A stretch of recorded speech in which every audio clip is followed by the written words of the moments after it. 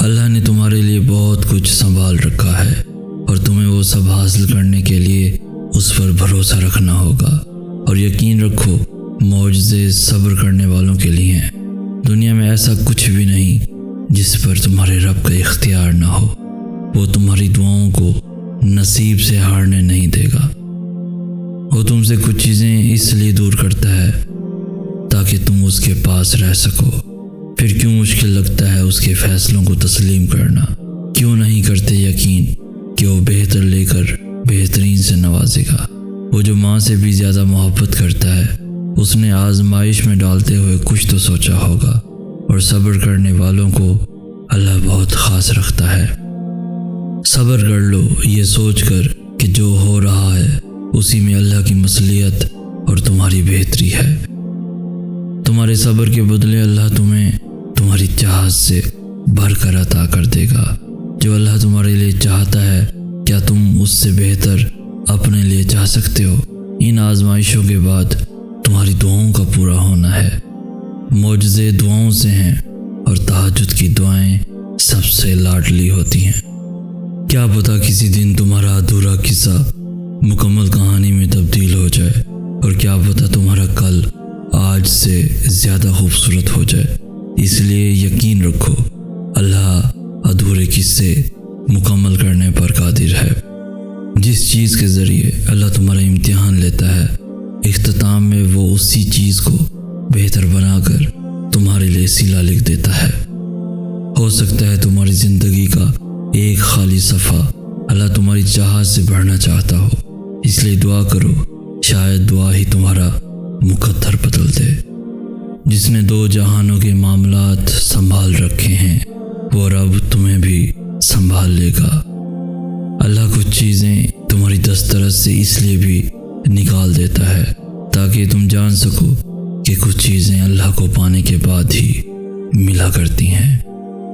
صبر سے گزار کر اللہ تمہارے یقین کا امتحان لیتا ہے۔ وہ تمہیں سزا نہیں دیتا، وہ تو بس تمہیں اپنے قریب لانے کے لیے آزماتا ہے۔ جب اداس ہوا کرو تو اللہ سے باتیں کر لیا کرو، بے شک وہی ہے جو دلوں سے اداسی کو ختم کرنے کی طاقت رکھتا ہے۔ اللہ اگر تمہاری فریاد کو تمہاری زبان تک لا سکتا ہے تو اس فریاد کو تمہارا مقدر بھی بنا سکتا ہے۔ اللہ تمہیں جلد ہی اس طرف سے آزاد کر دے گا جس کی تکلیف تمہیں کہیں چین نہیں لینے دیتی۔ اگر اللہ نے تمہاری اس ہتھیلی کو خالی ہی رکھنا ہوتا تو وہ تمہیں کبھی بھی ان ہاتھوں کو جوڑ کر دعا مانگنا نہ سکھاتا۔ بس یقین رکھو اللہ پہ، وہ تمہیں ویران کنویں سے نکال کے ساری سلطنت کا بادشاہ بنا سکتا ہے۔ اگر تم دعا مانگ کر بھی ڈرتے رہو گے تو یوں لگے گا کہ قبول ہونے پہ یقین ہی نہیں ہے۔ توکل کرو اور پھر دیکھو کہ اللہ تمہیں وہاں سے عطا کرے گا جہاں سے تمہیں عطا کے ذریعے نظر نہیں آتے۔ یاد رکھنا اللہ انتظار کے بعد نوازتا ہے، جیسے حضرت یعقوب علیہ السلام کو حضرت یوسف علیہ السلام۔ اور دعا تو اس چیز کو بھی تم تک کھینچ لاتی ہے جو تمہارے نصیب کا حصہ نہیں ہوتی۔ معجزوں کی راہ تو اللہ آخری سانس تک کھلی رکھتا ہے، اور جو تم سے دور کیا گیا ہے آزمائش کے بعد، اللہ اسے بہتر بنا کر تمہیں واپس عطا کر دے گا۔ تمہارے دل میں خیال بعد میں آتا ہے اور اللہ تک پہلے پہنچ جاتا ہے۔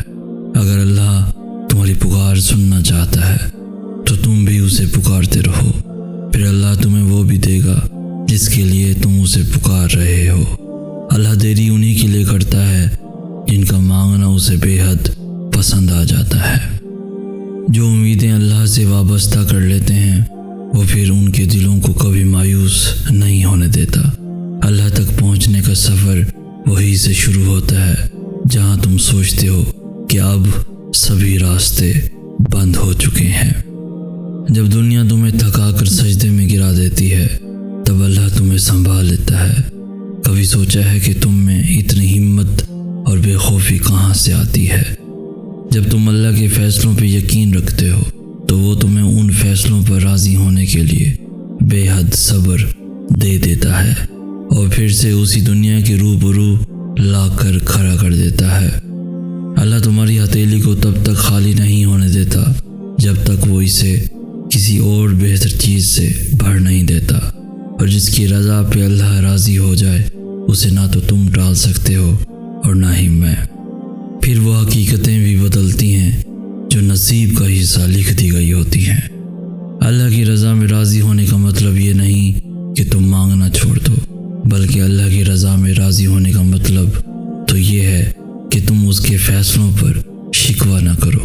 مقدر تب بدلتا ہے جب تم اللہ کے فیصلوں پہ شکوہ نہیں کرتے، اور جب تم اس کے فیصلوں پر آمین کہہ دیتے ہو، پھر وہ بھی تمہاری چاہت پر کن فرما دیتا ہے اور اس کی مصلحتوں سے انکار نہیں کرتے۔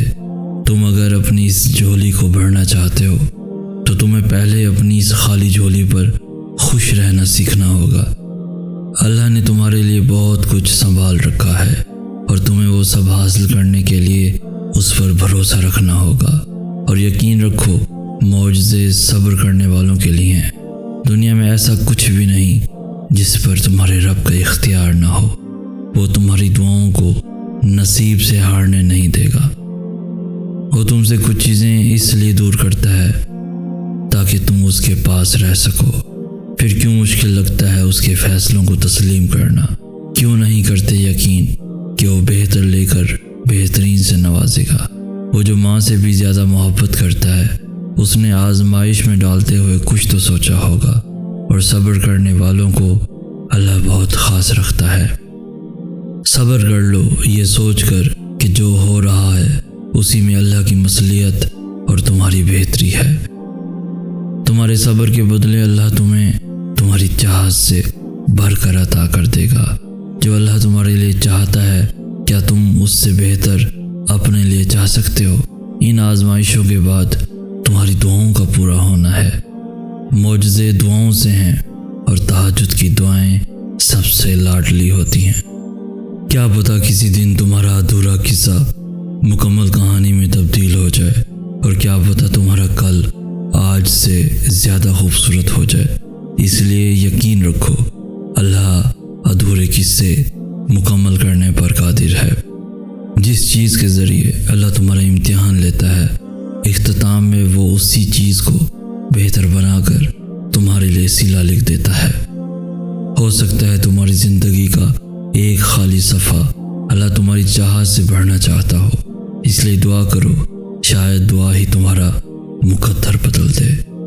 جس نے دو جہانوں کے معاملات سنبھال رکھے ہیں، وہ رب تمہیں بھی سنبھال لے گا۔ اللہ کچھ چیزیں تمہاری دسترس سے اس لیے بھی نکال دیتا ہے تاکہ تم جان سکو کہ کچھ چیزیں اللہ کو پانے کے بعد ہی ملا کرتی ہیں۔ صبر سے گزار کر اللہ تمہارے یقین کا امتحان لیتا ہے۔ وہ تمہیں سزا نہیں دیتا، وہ تو بس تمہیں اپنے قریب لانے کے لیے آزماتا ہے۔